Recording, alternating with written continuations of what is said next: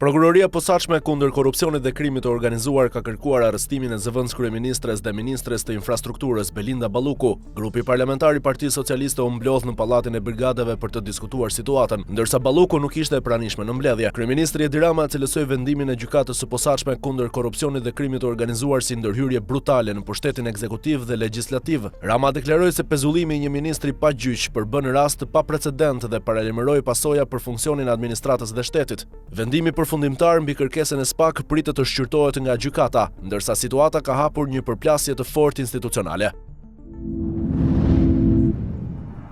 Kryeministri Edi Rama sulmoi publikisht prokurorinë e posaçme kundër korrupsionit dhe krimit të organizuar gjatë mbledhjes së grupit parlamentar të Partisë Socialiste. Rama deklaroi se disa prokurorë janë futur sipas tij në garë për mandatin e ardhshëm të SPAK dhe po shpërndajnë flet arreste e flet thirrje si bileta teatri. Ai përmendi rastin e Durrësit ku, sipas tij, u lëshuan 10 masa arresti për çështje që mund të hetohen në gjendje të lirë. Kreu i qeverisë tha se këto veprime ndikojnë në klimën e administratës dhe në funksionimin e shtetit, ndërsa theksoi se objektivi i shumicës mbetet antarësimi i Shqipërisë në Bashkimin Evropian deri në vitin 2030. Deklaratat e Ramës vinë në një moment tensioni mes mazhorancës dhe SPAK, ndërsa pritet reagimi i organit të akuzës. Kryeministri Edi Rama deklaroi përpara grupit parlamentar të Partisë Socialiste se vendi ndodhet në një udhkryq politik dhe institucional. Rama tha se pas fitores zgjedhore dhe hapjes së kapitujve të negociatave me Bashkimin Evropian, Shqipëria ka hyrë në një fazë të re që kërkon disiplinë dhe përqendrim. Ai paralajmëroi se çdo lëkundje mund të ndikojë në ekonominë dhe pozicionin ndërkombëtar të vendit. Gjatë fjalës së tij, kreu i qeverisë foli për bomba artizanale, që sipas tij hidhen nga opozita, media dhe strukturat të drejtësisë, duke aluduar për tensionet me prokurorinë e posaçme kundër korrupsionit dhe krimit të organizuar. Rama theksoi se Partia Socialiste duhet ta kalojë këtë fazë me përgjegjësi, ndërsa objektivi mbetet antarësimi i Shqipërisë në Bashkimin Evropian deri në vitin 2030. Kryeministri Edi Rama reagoi ashpër ndaj pezullimit të ministres së infrastrukturës Belinda Balluku, duke e cilësuar vendimin si ndërhyrje brutale të gjyqësorit në pushtetin ekzekutiv. Nga mbledhja e grupit parlamentar të Partisë Socialiste, Rama deklaroi se reforma në drejtësi i dha pavarësi reale gjyqësorit, por theksoi se kjo pavarësi nuk duhet të kthehet në cënim të dy pushteteve të tjera. Ai paralajmëroi se balanca mes tre pushteteve rrezikon të prishet nëse, sipas tij, gjyqësori të kalon kompetencat. Rama tha se sot rreziku nuk vjen nga politika ndaj drejtësisë, por nga veprimet që sipas tij gjymtojnë funksionimin e ekzekutivit dhe legjislativit. Deklaratat vinë në një moment tensioni të fortë institucional pas kërkesës së prokurorisë së posaçme kundër korrupsionit dhe krimit të organizuar dhe vendimit të saj për pezullimin e ministres. Në një shkrim editorial për Pamfleti, autori Gjergj Zefi ngre pyetje për klimën publike dhe politike të krijuar rreth hetimit ndaj Belinda Ballukut. Sipas tij, nga hetimi është kaluar në linçim publik, duke krijuar një atmosferë që i ngjan gjyqeve të turmës. Editori i Pamfleti thekson se prokuroria e posaçme kundër korrupsionit dhe krimit të organizuar duhet të hetojë deri në fund, por pa hiperbola dhe pa spektakël. Zefi ngre edhe çështjen e proporcionalitetit, duke krahasuar kërkesat për dënime të rënda me precedent të tjerë të tranzicionit politik shqiptar, si dhe përmend emra si Edi Rama, Ilir Meta dhe Sali Berisha në kontekstin e përgjegjësive politike ndër vite. Shkrimi mbyllet me mesazhin se drejtësia duhet të jetë e ftohtë, e saktë dhe e bazuar në prova, jo në emocione apo nevojë për simbole. Monika Kryemadhi u paraqit sot në ambientet e prokurorisë së posaçme kundër korrupsionit dhe krimit të organizuar. Para mediave ajo përdori tone ironike, duke deklaruar se po shkon drejt një betejë ligjore domethënëse. Më 28 korrik 2025. SPAK njoftoi mbylljen e hetimeve dhe dërgimin për gjykim të çështjes penale ndaj Ilir Metës dhe Monika Kryemadhit, të akuzuar për korrupsion dhe pastrim parash. Sipas organit të akuzës, Meta akuzohet për korrupsion pasiv në 3 raste, ndërsa Kryemadhi për korrupsion pasiv në 2 raste në bashkëpunim. Procesi tashmë ndodhet në fazë gjyqësore.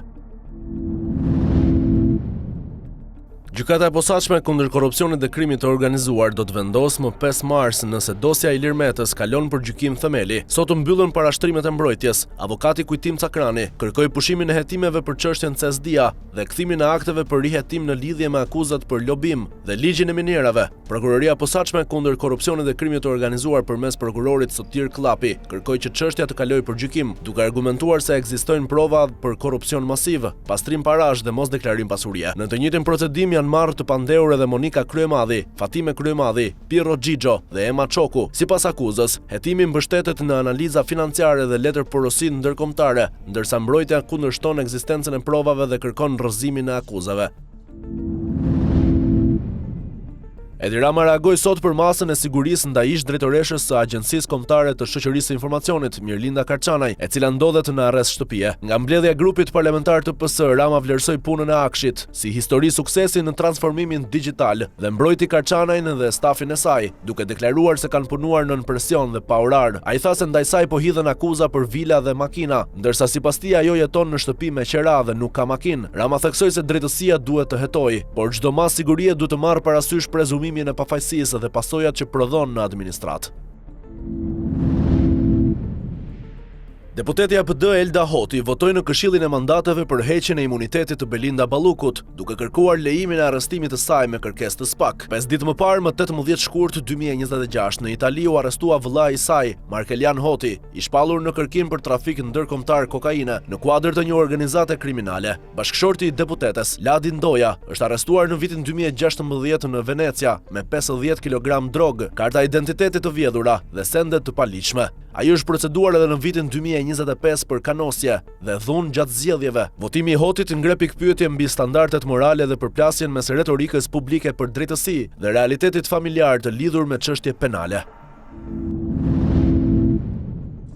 Struktura e posaçme kundër korrupsionit dhe krimit të organizuar thirrri sot për deklarime Xhenila Tamizin, e cila rezulton e punësuar në kompani të lidhura me biznesmenin Arati Ermal Beqiri. Sipas dosjes hetimore, në emër të Tamizit rezulton i regjistruar mjeti lundrues Predator 50 Skyfall, një jahtë me vlerë rreth $950.000. SPAK ka bllokuar jahtin, i cili ndodhet i ankoruar në portin e Durrësit. Nga marrja në pyetje e punonjësve të shoqërisë EA Solution dhe Soft and Solutions, hetuesit kanë konstatuar se trajtimet dhe komunikimet janë kryer nga Tamizi, ndërsa kontratat e punës janë lidhur me kompani të ndryshme. Hetimi po zgjerohet në pasuri të tjera të dyshuara, përfshirë prona në Tiranë dhe investime në ndërtim. SPAK ka kërkuar informacione edhe nga bankat e nivelit të dytë dhe nga zyrat e regjistrimit të pasurive për të gjurmuar rrjedhën e fondeve.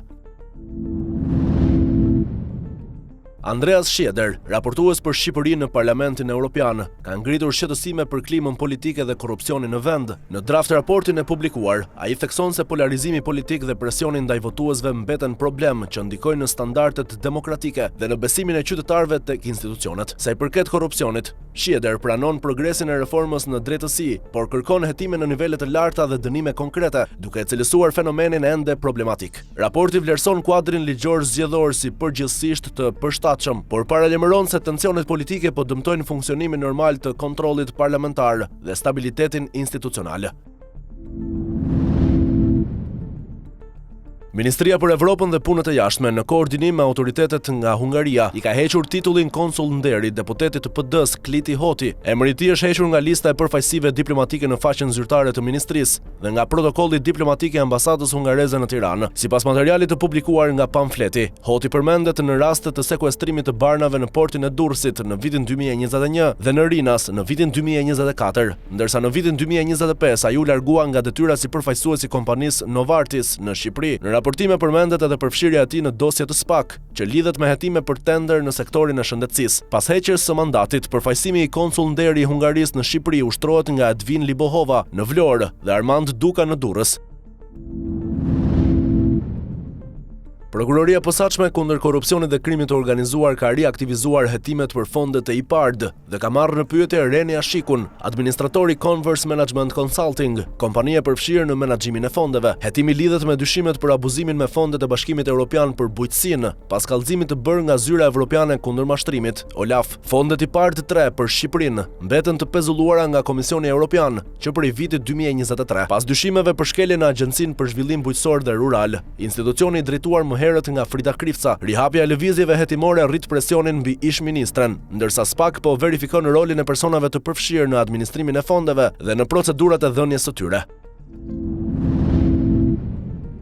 Bllokimi i segmentit Librazhd Prenjas pas rrshqitjeve të dherave ka goditur drejt për drejt turizmin në Korçë dhe Pogradec. Bizneset e hotelerisë dhe restoranteve raportojnë mungesë rezervimesh për fundjavë. Në Dardh, përfaqësues të resortit ski pista Beagle deklarojnë se pista e skive dhe vilat e Drurit u boshatisën menjëherë pas ndërprerjes së qarkullimit. Në Korçë dhe Pogradec, hotelet dhe restorantet me muzikë live konfirmojnë se nuk kanë marrë prenontime të reja. Udhëtimi alternativ zgjat deri në 6 orë dhe ka kosto shtesë, veçanërisht nëse kalon përmes Maqedonisë së Veriut. Shkëmbujut. Bllokimi ka ndikuar edhe në treg. Në Pogradec çmimet e zerzavateve janë rritur nga 20 deri në 50%. Kastraveci nga 200 lek për kilogram ka arritur në 300 lek. Domatja nga 200 në 250 lek, ndërsa speci nga 200 në 250 lek. Edhe bileta e furgonëve në linjën Tiranë-Korç janë rritur deri në 40%. Autoriteti rrugor shqiptar ka njoftuar ndërtimin e një aksi të ri përgjatë lumit Shkumbin, por ende nuk ka një afat për përfundimin e punimeve dhe rikthimin e plot të qarkullimit drejt Juglindjes.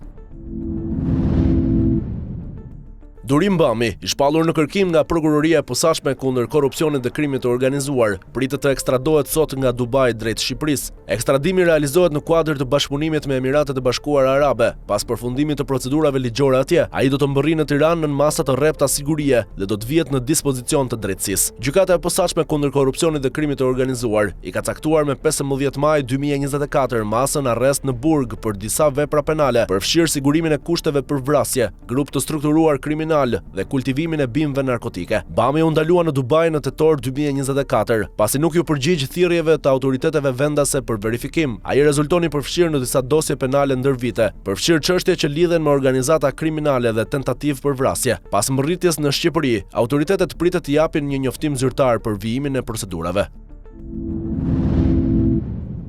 Prokuroria e Posaçme kundër korrupsionit dhe krimit të organizuar ka dhënë pretencën për dosjen Metamorfoza, duke kërkuar dënime për disa të pandehur. Për Pëllumb Gjoka janë kërkuar 14 vite burg, për Behar Bajrović 15 vite, për Edmond Prekën 11 vite dhe për Astmer Bilalin 10 vite. Për Ardit Hasanbegaj janë kërkuar 9 vite burg, ndërsa për Xhevahir Litën 6 vite dhe për Oltion Bistrin 9 vite. Të pandehurit akuzohen për sigurim kushtesh për kryerje vrasjesh, pjesëmarrje në grup të strukturuar kriminal, armbajtje pa leje, korrupsion dhe zbulim të akteve sekrete. Nëse shpallen fajtor dhe përfitojnë nga gjykimi i shkurtuar, dënimi ulet me 1/3. Seanca e radhës është caktuar më 9 mars, kur priten konkluzionet e mbrojtjes.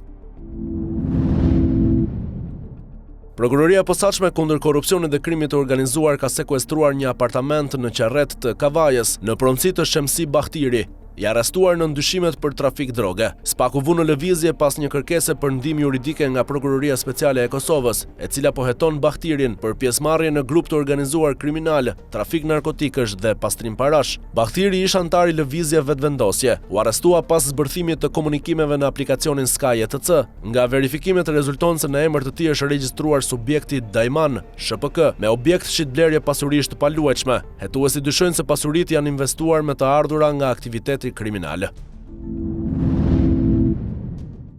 Bill Clinton dhe Hillary Clinton dëshmojnë sot përpara Komitetit Mbikëqyrës të Dhomës së Përfaqësuesve në kuadër të hetimeve për çështjen e të ndjerit Jeffrey Epstein. Seancat zhvillohen rreth 25 vite pas largimit të tyre nga Shtëpia e Bardhë, ndërsa Clintonët kishin kundërshtuar fillimisht paraqitjen duke cilësuar procesin si të motivuar politikisht. Ata pranuan të dëshmojnë pasi u bë qartë se mund të përballeshin me akuza për shpërfillje të Kongresit nëse refuzonin. Hillary Clinton do të dëshmojë para, ndërsa Bill Clinton do t'i përgjigjet pyetjeve një ditë më vonë. Të dy përmes lidhjes video nga banesa e tyre në New York. Takimet zhvillohen me dyert të mbyllura dhe pjesa e dëshmisë që do të bëhet publike ende nuk është bërë ditur. Dokumentet të mëparshme nga Departamenti i Drejtësisë së Shteteve të Bashkuara përmendin emrin e Bill Clinton, duke evidentuar përdorimin e avionit privat të Epstein në disa raste.